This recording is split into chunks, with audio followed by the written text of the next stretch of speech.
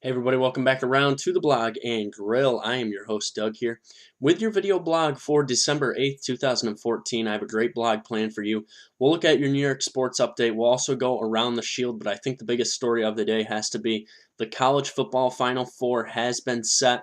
It was set yesterday right around 12:30. Jeff Long, the chairman of the board, came out with his top four and who will be playing in the New Year's Bowls. The two bowls that will be played are the Sugar Bowl and the Rose Bowl. So this is where we'll be seeing these two teams, these two matchups in.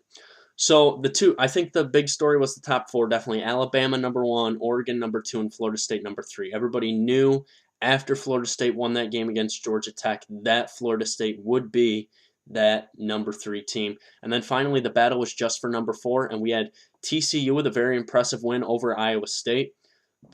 We had Baylor beat Kansas State by 10, and then we had Ohio State destroy Wisconsin with a third-string quarterback Cardale Jones 59-0, and I think that is what really made the statement. And what it came down to for me was who had the most impressive win on Saturday, and the team with the most impressive win was Ohio State. Their defense was big, stopped Melvin Gordon and Joel Stavi, and they got it done on the offensive side of the ball with Cardale Jones as he threw for 3 touchdown passes. The defense was great, and that just put Ohio State into this playoff. And Urban Meyer probably did his best coaching job he has this year during that game. And I think it's going to be a wake-up call also for the Big 12, as TCU and Baylor were both left out after TCU was in at number 3 last week. They fall all the way to number 6 and out of the college football race. And I think it's going to be a statement for the Big 12. The Big 12, I think, next year will have a conference title game, because I think the conference title game, if you had TCU and Baylor play each other one more time, I think the winner of that TCU and Baylor game would have gotten into that college football playoff. And when it comes to the Big 12, they don't care which of their teams get into the playoff. They just want one of their teams in that playoff to have a shot. I think early lines, I haven't seen any lines for this game. For those of us that bet football, I have not seen any lines on this game yet. My early indications are that probably the Alabama-Ohio State game could be a little bit steeper of a line, just because you're giving Nick Saban a while to go up against a third-string quarterback. I would probably put that Alabama line at right around somewhere between 10 and 12 points, with Alabama being the favorite. And then with the Oregon-Florida State game, I think people are not buying into Florida State. I think they think they're a lot slower than they were last year. And after Oregon did what they did to Arizona, I think the Oregon game could also be a double-digit line when this thing comes out in the next couple of days. So the other big bowl games that will be going on is we now have the New Year's Six, the 6 big bowls on New Year's. And those other bowl games are going to be... We will be having, so we have Oregon, Florida State in the Rose Bowl, Alabama, Ohio State in the Sugar Bowl, and then our other big games that day are going to be the Goodyear Cotton Bowl Classic. That's going to be Michigan State and Baylor. That will be a very good game. We'll have the Tostitos Vizio Fiesta Bowl, and that is Boise State versus Arizona. Then we will also have the Capital One Orange Bowl with Mississippi State and Georgia Tech, and the Outback Bowl with Auburn and Wisconsin. So that is our big New Year's 6 bowls, and that's going to be a lot of fun to watch. Actually, 2 of those games, Boise State and Arizona and Mississippi State, Georgia Tech, will be on New Year's Eve. We'll keep you up to date. We'll do some more talk with those games as we get closer, and we'll also talk Heisman on Wednesday. All right, it is Monday. We just finished up another great weekend in the NFL. And like we do every week on the NFL, we are going to go around the shield with all of the games, and we're going to give you a little breakdown of each game as we go through it right now. Steelers put up 25 in the fourth quarter as they take down the Bengals 42-21. Rams shut out another team, Trey Mason. Another good game, 20 carries, 66 yards. Rams beat the Redskins 24-0. Giants snap a 7-game losing streak. They beat the Titans 36-7. Panthers show up down in New Orleans at the Superdome. They take down the Saints 41-10.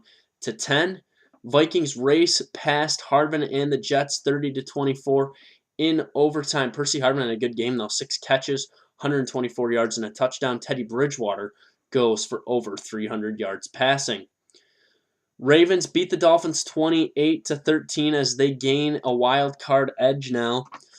Colts come back against the Cleveland Browns as they beat them 25-24. Andrew Luck, another fourth quarter comeback. Stafford and the Lions handle Tampa Bay 34-17. Calvin Johnson 8 catches, 158 yards and a touchdown. Texans are 7-6. Ryan Fitzpatrick not as prolific as last week, but he still gets it done. Arian Foster goes for over 100 yards rushing. Texans beat the Jags 27-13. The Bills put up 14 in the fourth quarter, but it is not enough as C.J. Anderson rushes for 3 touchdowns, and the Broncos beat the Bills 24-17. Cardinals rally, shut out the Chiefs in the second half, and beat the Chiefs 17-14. Marshawn Lynch keeps it going. Russell Wilson has a good game through the air. Seahawks win 24-14. Colin Kaepernick struggles again. Derek Carr throws for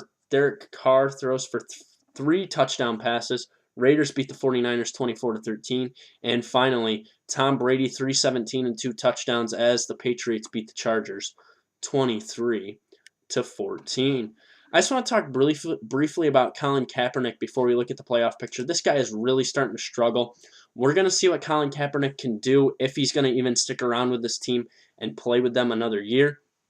I think Jim Harbaugh is on his way out, and I think what it comes down to is this team is just not developing Kaepernick right now, and they're just letting him get away with too many bad habits. And he's also not really talking to the media, which is not a surprise when you're playing as bad as he is. All right, let's look at the playoff picture. First, we'll look at the NFC. Green Bay will play tonight against the Falcons. I think Green Bay will win that game and go to 10-3. But right now, Arizona on top at 10-3. You got Green Bay at 9-3, Philadelphia 9-4, Atlanta at 5-7, and then the wild card teams right now are Seattle 9-4, Detroit 9-4, and Dallas right now sits tied at 9-4. And Dallas has a big game coming up next week as they will go on the road to take on the Eagles in Philadelphia on Sunday Night Football. All right, AFC standings: Denver, New England at the top at 10-3. Indy 9-4, Cincinnati 8-4-1, and Cincinnati has a tough stretch to finish off the season. Then we have Pittsburgh at 8-5, San Diego 8-5, and Baltimore sits right now at 8-5 in the 7th spot. All right, time for your New York sports update. Syracuse Orange lose another one. They're now 5-3 as they fall to St. John's 67-55. My reaction to that game has to be that once Chris McCullough got fouled hard and got up into Obekwa's face, that did not go good for them from there on out. They really struggled to score the ball. Phil Green got hot late, and he scored 11 late as St. John's beat Syracuse at the Dome for the first time since 1999, 67-55. Syracuse is in finals week, so they'll be back playing Sunday as they will take on Louisiana Tech at the Dome. Another struggle for a New York team. The New York Knicks lose their 8th straight game. They're now 4-18, just a game better than the Philadelphia 76ers right now. They will be at New Orleans tomorrow night. Yankees last week acquired shortstop Didi Gregorius. Guy batted .226, 6 homers, 27 RBIs in 80 games last year. Don't know if I like the move, really. I think you brought in another Brendan Ryan, basically with a little more pop. We'll see what happens there. But the move I did like that the Yankees made was bringing in lefty Andrew Miller out of the bullpen. 4-year, $36 million deal. Not giving up a lot for him. He had the second highest strikeouts per 9 rate at 14.87, just behind Aroldis Chapman, the guy that throws 103. And his batting average against 145 against righties, 163 against lefties, and a whip of .60. So a good pickup there. Questionable about the Gregorius pickup. We'll see more on that later on.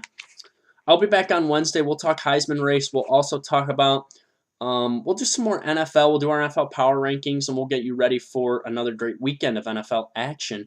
Remember to check me out on sportsmindednews.com. You can also follow me on Twitter at YankeeBaller415. Comment, question, subscribe to my page. Thanks for tuning in to the blog and grill. I'll be back on Wednesday. Have a good start to your week.